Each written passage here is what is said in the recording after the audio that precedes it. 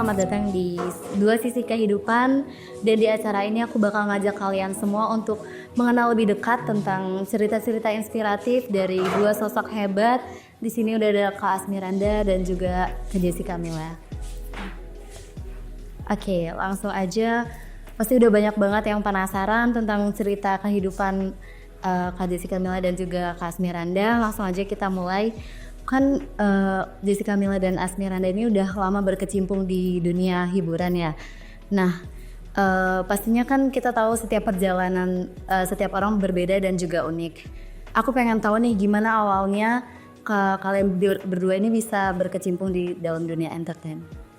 Siapa duluan? Aku, Mila duluan deh. Aku awalnya lagi jalan-jalan di mall, aku masih 10 tahun lagi jalan-jalan di mall, tiba-tiba ada yang ngajakin casting. Terus dibawalah sama mamaku ke tempat casting. Terus puji Tuhan pada saat itu langsung keterima, padahal aku nggak ada basic acting sama sekali, nggak ngerti yang namanya acting tuh kayak gimana. Tapi kayaknya memang udah jalan Tuhan ya, jadi pertama kali casting langsung keterima gitu. Dari situ terus berlanjut terus ke project-project berikutnya. Kalau Kak Asmiranda, Kok sama ya? Baru tahu ya, please. Jadi aku tuh waktu itu inget banget aku lagi jalan di Citos di mall. Terus tiba-tiba ada orang nawarin aku buat ikutan casting. Dia waktu itu bukan sinetron ya, langsung castingnya tuh iklan aku ingetnya. Dan terus awalnya sih aku agak takut karena orang ini yang nawarin tuh nggak apa ya, maksudnya sosoknya tuh agak menyeramkan gitu kan, maksudnya ada kumisan gitu kan kayak bapak-bapak banget. So aku kayak ini beneran gak sih? Ya udah, terus akhirnya sama mama dikasih kontaknya mama, terus tiba-tiba aku disuruh ikut casting iklan, terus habis itu langsung terima puji Tuhan ya. Jadi kayak oh ya udah, emang udah jalannya. Nah ternyata pas aku ngejalanin kok kayaknya aku jadi suka ya gitu acting gitu. Akhirnya jadi banyak iklannya, baru habis itu masuk ke sinetron gitu. Jadi ya benar sih kata Mila, emang udah jalannya kan benar. nah masih inget nggak pengalaman pertama kali tampil di depan kamera tuh rasanya waktu itu gimana sih? Deg-degan banget, nervous sih udah ya pasti, karena kayak takut salah, bagus nggak acting dia gitu. Kalau aku sama pertama kali sinetron langsung Kak, terus aku inget scene pertama aku tuh langsung disuruh nangis. Jadi ketawa lagi main-main, tiba-tiba sakit kepalanya, terus habis itu nangis, itu susah banget kan.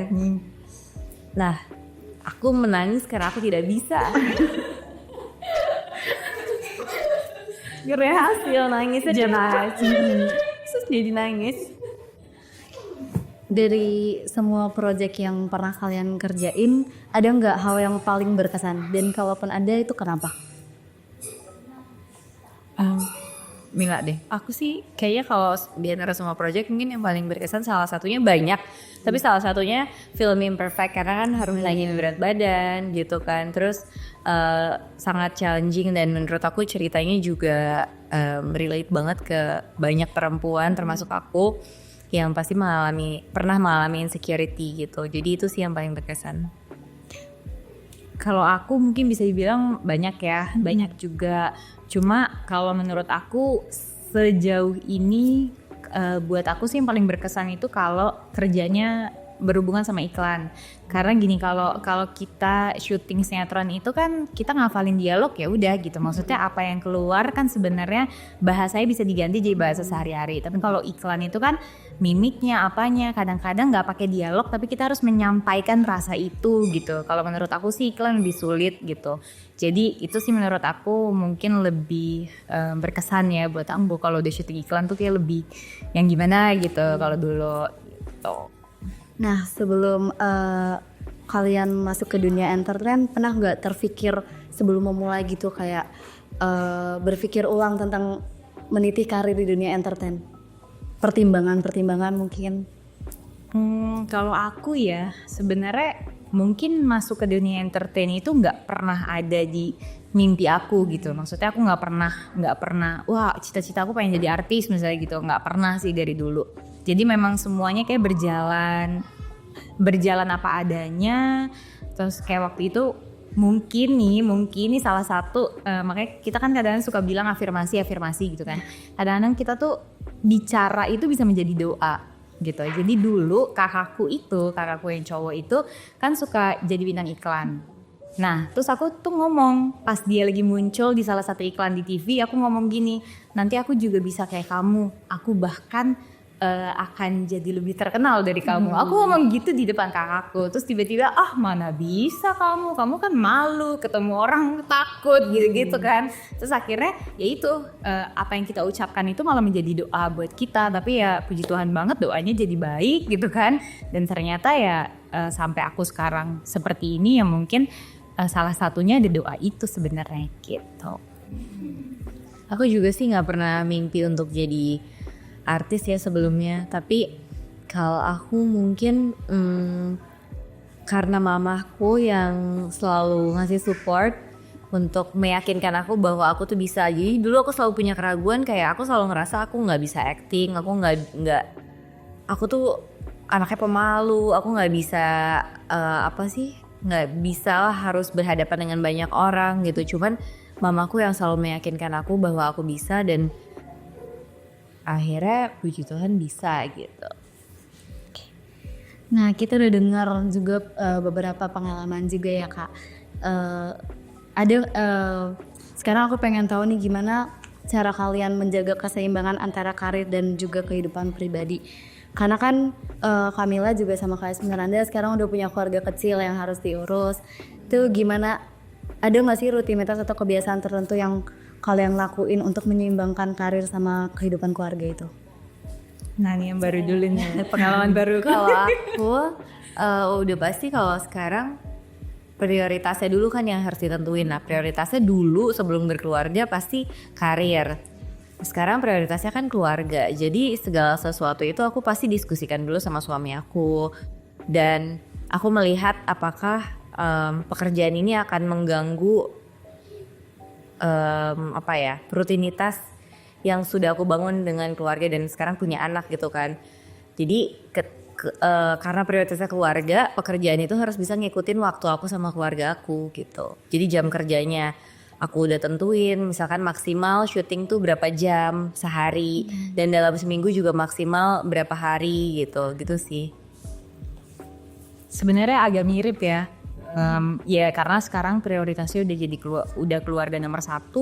Kalau dulu masih mikirnya masih karir, begitu sudah menikah yang dipikirin karena belum punya anak saat itu ya udah kita kerja bareng-bareng. Nah setelah punya anak berubah lagi nih gitu kan. Setelah punya anak jadi ya udah aku ngurus anak, aku yang ada di rumah, rutinitas di rumah semuanya aku yang ngurusin, suami bekerja gitu. Karena kan suamiku juga kerjanya masih acting juga gitu kan, sama-sama public figure. Jadinya sekarang mungkin aku akan melakukan pekerjaan yang nggak mengganggu rutinitas kehidupan rumah tangga. Dan ya mungkin kayak bisa dikerjain dari rumah atau aku bisa bawa anak aku pas kerja gitu. Jadi lebih ke situ. Dan kalau dulu masih pengen syuting bareng, kalau sekarang buat syuting bareng tuh pasti kan ada kepikiran gitu ya. Dan memang nggak bisa kalau suami syutingnya misah sama aku, karena kalau misah itu jadi nanti nggak bakal ketemu gitu. Jadi bukannya mengalah, tapi memang harus ada satu yang aku sadar aku sebagai istri yang harusnya bukan mencari nafkah gitu kan, karena suami itu tugas, maksudnya itu udah kewajibannya gitu, istri kan menopang ya. Nah jadi aku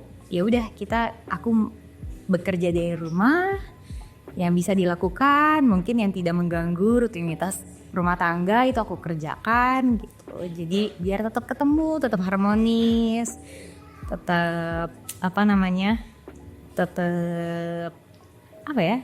tetap hangat gitu di rumah. Jadi begitu suami pulang, oh ada istri dan anak gitu. Jangan sampai suami pulang istrinya nggak ada. Masih itu sakit. Nah kalian berdua kan udah menjadi seorang istri sekaligus menjadi seorang ibu. Apa yang kalian rasakan dari peran sebagai istri dan ibu itu sekarang? Seru. Kalau aku bilangnya seru, rasanya seru karena campur aduk ya rasanya. Kalau pas jadi istri sebelum punya anak tuh rasanya kayak ya udah kita kayak hidup sama-sama aja gitu ya, kayak hidup sama teman hidup. Tapi begitu udah punya anak jadi beda lagi banget. Pokoknya serunya itu dengan kekacauannya seru, ya kan, kesibukannya seru, tapi happy-nya juga seru gitu. Jadi campur-campur ya nggak sih? Iya benar. Tapi bisa dibilang seru. Jadi sebenarnya jadi istri dan ibu itu tidak menakutkan. Tapi sering seru. Naik roller coaster. Naik roller coaster. Mungkin banyak orang-orang mikir gini, tapi kan itu kan karena mungkin Jessica Mila sama Asmiranda emang public figure, apa-apa dibantuin. Enggak gitu juga kok. Kita walaupun kita ada yang bantuin, tapi tetap aja kita ada struggle-nya, ya. Tetap ada rasa yang, aduh harus gimana nih, gitunya tetap ada. Sama aja sama ibu dan istri-istri lain gitu. Betul. Kamila Sama. Jawabnya bareng. Seberapa besar peran keluarga dalam mendukung perjalanan hidup kalian? Besar banget. Keluarga nih, keluarga besar atau Mungkin dari orang tua. Orang tua, iya. Besar banget. Kayaknya mah. Iya, aku juga mama sih ya, karena mama itu kan, kalau mama aku kayak sama Mama Mila sama ya. Iya. Kalau kita syuting mereka selalu dampingin kita. Ikut terus. Karena kayaknya kita tuh berterima kasih sama mama yang selalu bisa dampingin kita, karena mungkin kalau nggak ada mama kita nggak gini. Gitu. Maksudnya pikiran kita pasti agak beda, terus juga maksud pergaulan kita juga pasti nggak terkontrol dengan baik gitu. Jadi besar banget peran ibu. Iya, peran orang tua terutama mama yang selalu ada di samping kita di setiap di setiap momen kehidupan kita, di setiap masa kehidupan kita, dari kita masih single, masih syuting, sekarang kita ngurus anak juga tetap didamping sama mama gitu. Nah, udah banyak banget pelajaran hidup dari antara keseimbangan karir dan juga keluarga ya. Sekarang aku penasaran soal perjalanan spiritual kalian berdua. Kan spiritual ini menjadi bagian penting juga dalam kehidupan setiap kita ya. Boleh diceritain nggak Kak, gimana perjalanan spiritual masing-masing dari kalian? Wah, panjang. Kalau nggak ada banyak. Kalau aku tuh merasa dari awal aku memulai karir, itu yang ngebikin aku juga semakin dekat sama Tuhan. Karena yang tadi aku cerita, aku tuh merasa aku nggak bisa apa-apa, aku nggak ada basic acting, tapi tiba-tiba langsung keterima sinetron.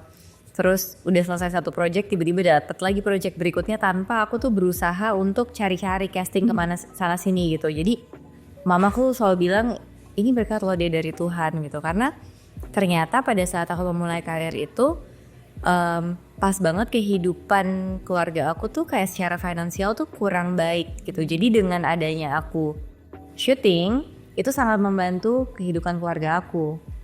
Jadi mama merasa ini salah satu jalan dari Tuhan gitu untuk menyelesaikan masalah yang ada di keluarga. Dan kamu yang dipercaya, walaupun kayaknya kan masih kecil banget. Dulu aku sempat mikir anak kecil itu kan tugasnya sekolah, pulang, main, tidur gitu kan. Kenapa aku harus syuting? Karena aku waktu itu belum enjoy syuting ya. Karena kan aku gak bisa, jadi setiap mau take tuh aku stres gitu. Tapi mamaku selalu ayo berdoa sama Tuhan, andalkan Tuhan. Jadi dari kecil tuh aku bekerja tuh ya mengandalkan Tuhan, bukan mengandalkan kemampuan aku, karena aku gak punya skillnya gitu. Sampai aku udah di titik ini, aku ngerasa Tuhan selalu pimpin dan Tuhan selalu sertain setiap project yang ada.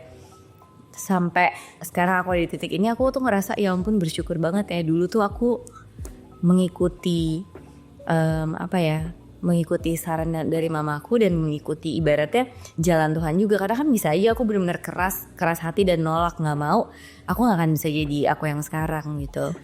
Jadi bersyukur banget karena Tuhan memberikan aku kekuatan dan penyertaan sampai sekarang aku bisa di titik ini gitu.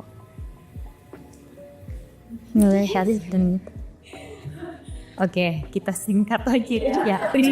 Sorry. Mungkin kalau buat aku pribadi sih, kalau sekarang ya yang aku sadari adalah Tuhan tuh sayang banget sama aku sih. Jadi kayak dari dulu berkarir, mungkin sampai jalannya tuh bisa dibilang jalannya tuh nggak sulit gitu ya. Maksudnya yang mudah-mudah aja, lancar-lancar aja.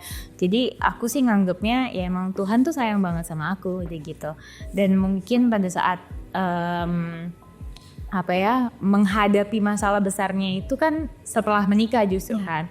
Pada saat menikah kita punya kita diuji dengan masalah yang gede banget, yang bahkan seluruh Indonesia tahu gitu kan masalahnya. Tapi dari situ ternyata ya aku tetap belajar kalau ini tuh bukan rencananya Tuhan gitu. Rancangan Tuhan itu kan selalu yang terbaik gitu kan. Jadi apapun yang terjadi pada aku itu adalah proses biar aku tuh semakin dewasa, biar aku semakin bisa mengandalkan Tuhan. Bisa dibilang kan kalau kita punya masalah berarti saat itu mungkin secara tidak sengaja atau secara langsung itu kita tidak mengandalkan Tuhan gitu. Tapi pada saat kita punya masalah, kita kira tahu, oh iya ya, waktu itu aku pakai kekuatan sendiri, bukan mengandalkan Tuhan gitu. Tapi pada saat aku mengandalkan Tuhan, lama-lama tuh berubah. Bahkan saat ini pun aku ngerasain banget kalau penyertaan Tuhan tuh luar biasa. Kasih karunia Tuhan tuh beneran nyata. Jadi kalau sekarang tuh udah bener-bener ngandalin Tuhan aja gitu. Jadi kayak ada masalah dikit gitu kayak, aduh Tuhan Yesus aja deh yang bantu deh. Aku mau udah nyerahin aja sama Tuhan deh. Pokoknya aku gak mau tahu Tuhan yang bekerja. Udah gitu aja udah. Pokoknya bener-bener nyerahin sama Tuhan. Kalau sekarang udah jadinya apa ya, dan ya itu. Mungkin kalau tadi prioritas utama kita memang keluarga, tapi di dalam keluarga itu kita harus mengutamakan Tuhan kita. Jadi kalau sekarang aku belajar setiap kita mengutamakan Tuhan, berkat itu pasti akan ada gitu, mengalir begitu saja. Betul. Nah, kan banyak juga orang yang bilang Jessica Mila dan Asmiranda ini punya kehidupan pernikahan yang goals. Kira-kira dulu berdoanya gimana sih Kak? Boleh di-spill mungkin buat anak-anak muda. Mungkin kalau Mila tuh paling sering tuh ngasih tahu ya, doanya tuh harus spesifik. Aku spesifik sih waktu itu karena aku waktu itu sempat dikasih tahu gitu sama orang kayak kalau berdoa tuh spesifik aja sama Tuhan, nggak apa-apa gitu. Terus aku tes lah gitu ya, coba kali ini berdoa spesifik. Soalnya aku tuh suka nggak ya, aku tuh takutnya gini, aku ketemu orang, so aku tuh nggak yakin ini beneran gak sih dari Tuhan, karena aku nggak spesifik mintanya gitu. Jadi aku takutnya aku nggak sadar dan aku menganggap kayaknya bukan ini, karena menurut aku untuk memilih pasangan hidup kan harus bener-bener ya namanya kita kerja aja harus mengandalkan Tuhan, apalagi memilih pasangan hidup ya, pasangan seumur hidup kita kan bener-bener kalau salah pilih tuh bisa jadi gimana? Ya aku nggak bisa lihat belakang. Iya gitu, jadi ya aku saat itu ada deh daripada nanti aku nggak yakin aku cobain berdoa spesifik sama Tuhan, aku detail kayak mau yang kayak gini. Terus tiba-tiba dikenalin sama temen aku, kok tiba-tiba checklist semua nih yang ada di doa aku. Berarti ini nih ya ampun kan. Itu aja aku masih kayak masa sih Tuhan masih kayak gitu. Karena kayaknya belum lama aku berdoanya kok tiba-tiba udah dijawab. Tapi mungkin karena emang udah waktunya Tuhan juga kali ya. Tuhan mungkin merasa aku udah siap dan dari pasangan aku juga udah siap, jadi kita dipertemukan. Tapi kalau aku waktu itu mencoba berdoa yang spesifik, tapi gak tahu kalau karena gimana.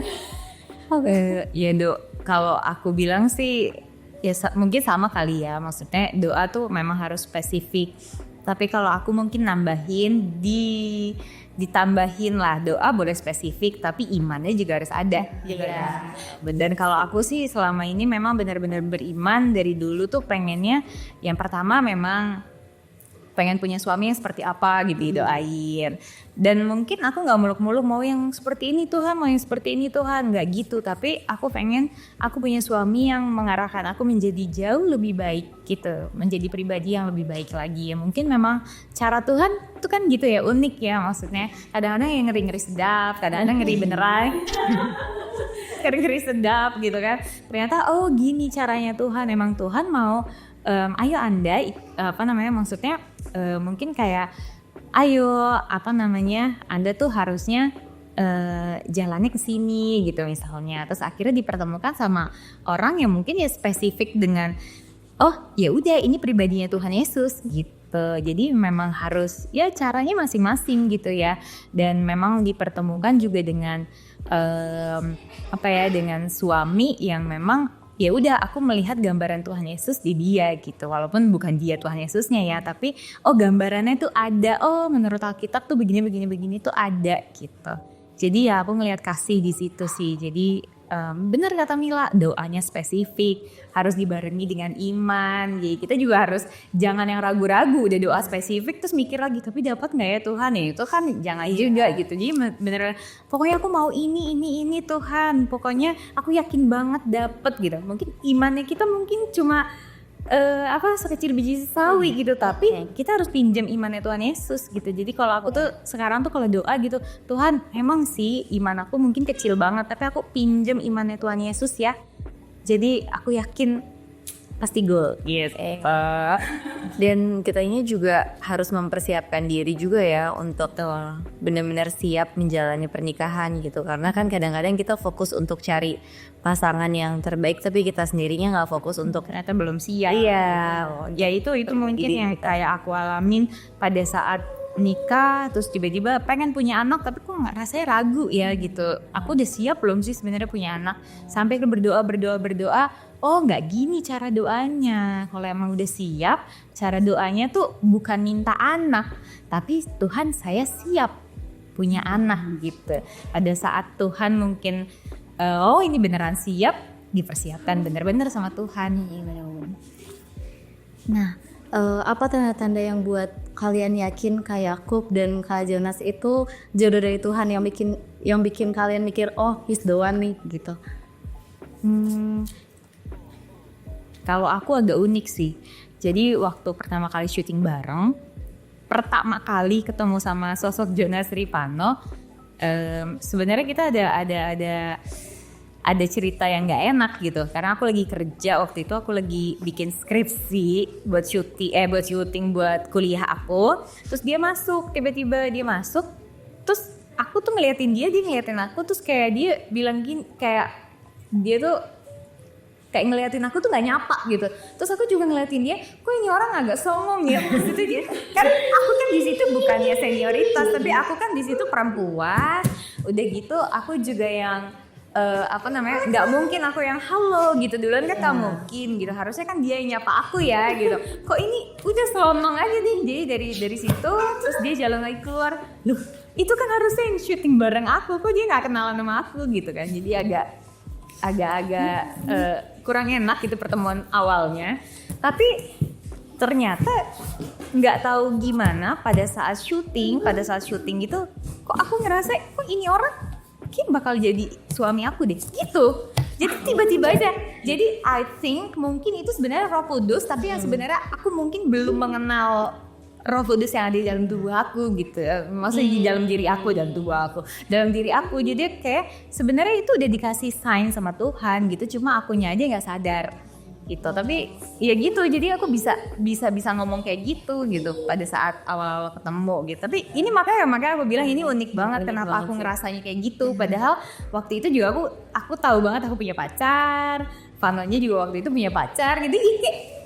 Kayak nggak mungkin deh gitu. Tapi nggak tahu kenapa kok di dalam hati Lubu Paling Dalam, padahal aku nggak ada ketertarikan suka nih sama orang ini tuh, enggak gitu. Ngeliatnya juga aneh aja gitu.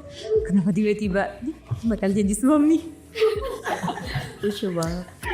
Feeling dari dalam.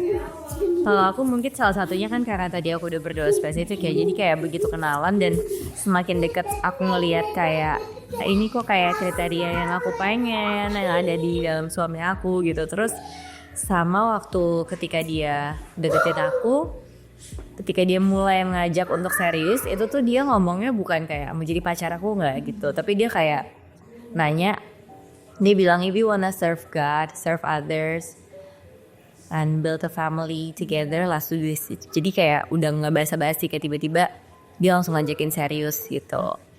Terus ya udah, jadi mulai dari situ ya udah deh aku coba menjalani, nggak langsung memutuskan untuk menikah ya, cuman langsung kayak aku tahu hubungan ini mengarah ke situ gitu, jadi kita jalanin dengan serius gitu. Di tengah jadwal kalian yang sibuk, gimana caranya untuk menjaga hubungan dengan Tuhan? Wah, sebenarnya kalau menjaga hubungan sama Tuhan nggak ada susahnya ya, karena kan kita doa setiap waktu, setiap saat, karena pacarnya sekarang aja, nggak ada waktunya harus jam sekian. Jadi kalau buat aku sih kita bekerja memang harus seperti kita bekerja buat Tuhan kan gitu.